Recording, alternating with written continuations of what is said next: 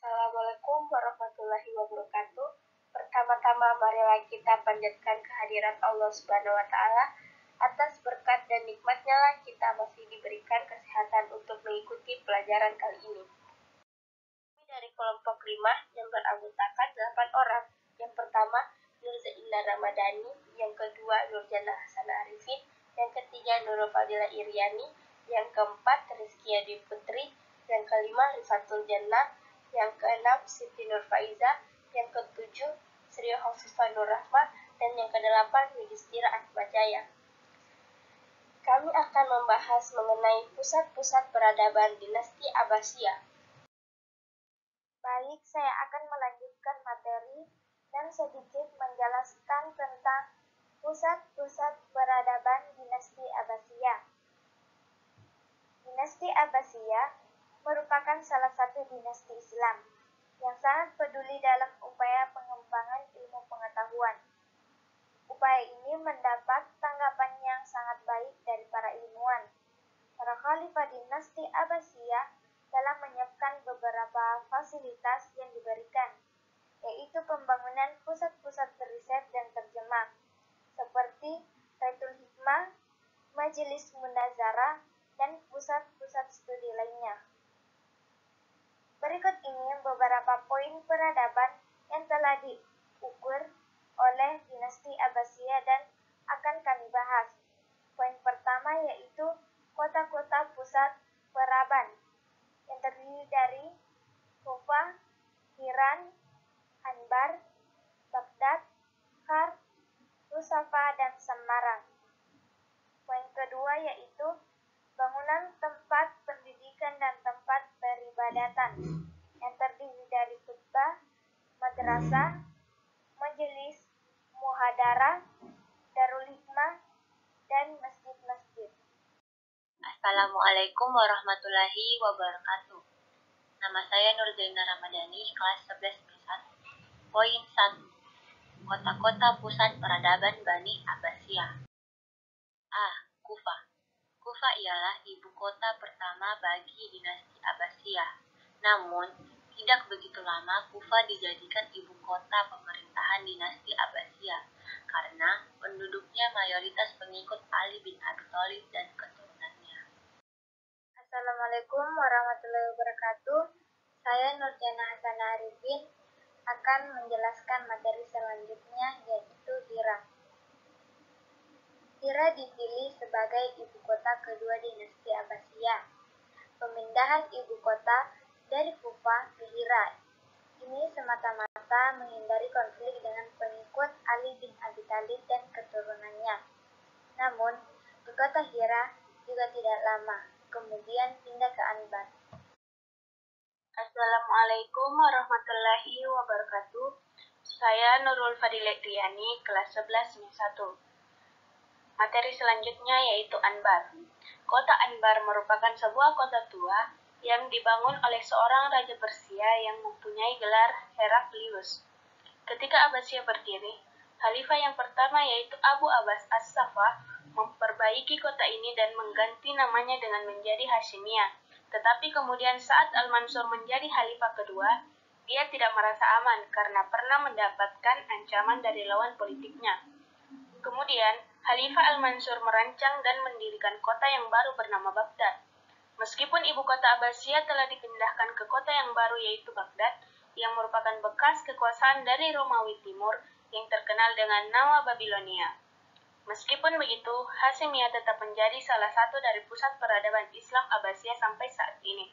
Peradaban Abbasiyah sendiri mengalami puncak kejayaan pada masa Khalifah Abu Abbas yang mampu menjadikan Hashimiyah sebagai pusat perkembangan ilmu pengetahuan.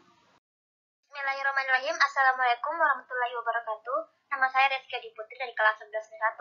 Kali ini saya akan menjelaskan materi di poin 1. Yang pertama itu adalah Baghdad. Baghdad merupakan ibu kota negara kerajaan Abbasiyah yang didirikan oleh Khalifah Abu Ja'far Al-Mansur 754 sampai 775 Masehi pada tahun 762 Masehi. Kota ini terletak di tepian sungai Tigris. Masa keemasan kota Baghdad terjadi pada masa pemerintahan Khalifah Harun ar-Rasyid. 786 sampai 809 Masehi. Dan anaknya Al-Ma'mun 813 sampai 833 Masehi. Parhal Baghdad merupakan sebuah kota yang makmur, maju, dan kaya dengan tamadun, ilmu pengetahuan, dan peradaban di Timur Tengah. Pada 2003, Baghdad ini dihuni sekitar 5,7 penduduk. Baghdad telah lama memainkan peranan penting dalam kehidupan kebudayaan Arab dan sejak dulu merupakan kampung halaman penulis-penulis, musisi, dan artis visual terkenal. Assalamualaikum warahmatullahi wabarakatuh. Perkenalkan, saya atas nama Rifatul Jannah dari kelas 11 Y1 akan membacakan materi yang berjudul Karka. Kota Karka dibangun oleh Khalifah Al-Mansur dengan tujuan sebagai kota bayangan bagi Baghdad sebagai kota pusat pemerintahan. Kota Baghdad yang sudah penuh sesak dengan berbagai bangunan, masjid, istana, madrasah, maktab, dan bangunan fasilitas pemerintahan lainnya. Maka Khalifah Al-Mansur memindahkan pusat-pusat perniagaan dari kota Baghdad ke kota Karka. Perniagaan yang dominan adalah perniagaan minyak wangi, tukang-tukang besi, tukang-tukang kayu, perniagaan pakaian dan senjata, serta perniagaan bunga dan perniagaan alat musik. Assalamualaikum warahmatullahi wabarakatuh. Nama saya Siti Nur Faisa. Saya akan melanjutkan materi yang berjudul Rusafa. Rusafa dibangun oleh Khalifah Al-Mansur untuk Al-Mahdi dan seluruh pasukannya. Al-Mahdi mendirikan masjid di kota Rusafa lebih besar dan lebih indah dibandingkan dengan masjid Jami Al-Mansur. Kota Rusafa merupakan tempat yang selamat dan aman bagi orang-orang yang mencari perlindungan serta tempat pemakaman para khalifah dinasti Abbasiyah. Assalamualaikum warahmatullahi wabarakatuh. Perkenalkan, nama saya Sri Khafifah Nur Rahma dari kelas 11 Y1. Saya akan membacakan materi tentang Samarra.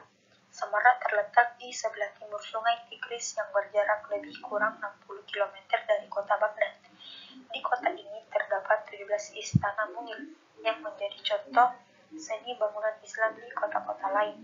Pada masa Khalifah Harun ar-Rasyid telah dibangun sungai yang bernama Takul.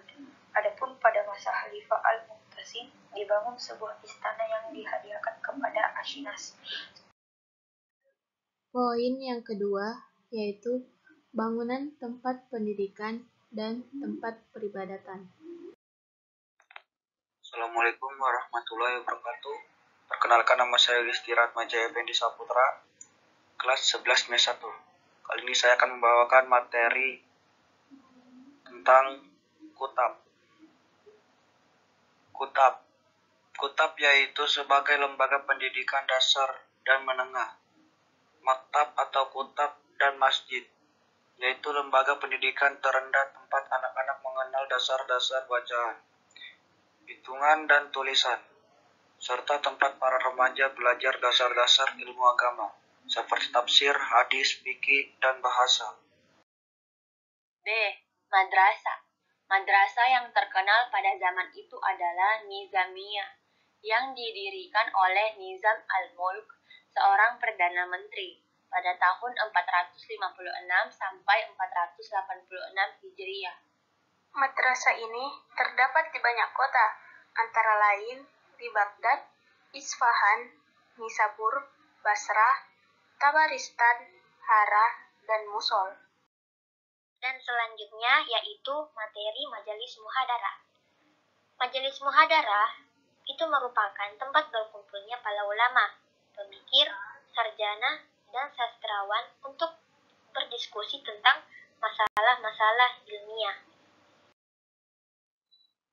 Darul Hikmah sebagai perpustakaan, kemudian lembaga-lembaga ini berkembang menjadi perpustakaan dan akademi. Perpustakaan pada masa itu lebih merupakan sebuah universitas. Sebab di samping terdapat kitab-kitab, mereka juga dapat membaca, menulis, dan berdiskusi. Perkembangan lembaga pendidikan itu mencerminkan terjadinya perkembangan dan kemajuan ilmu pengetahuan. Hal ini sangat ditentukan oleh perkembangan bahasa Arab. baik sebagai bahasa administrasi yang sudah berlaku sejak zaman Bani Umayyah maupun sebagai bahasa ilmu pengetahuan. Saya akan membacakan materi yang berjudul masjid. Masjid-masjid pada masa dinasti Abbasiyah dijadikan sebagai tempat beribadah, tempat pendidikan tingkat tinggi, dan takhasus. Di antara masjid yang terkenal adalah Masjid Cordova, Masjid Ibnu Taulun, dan Masjid Al-Azhar.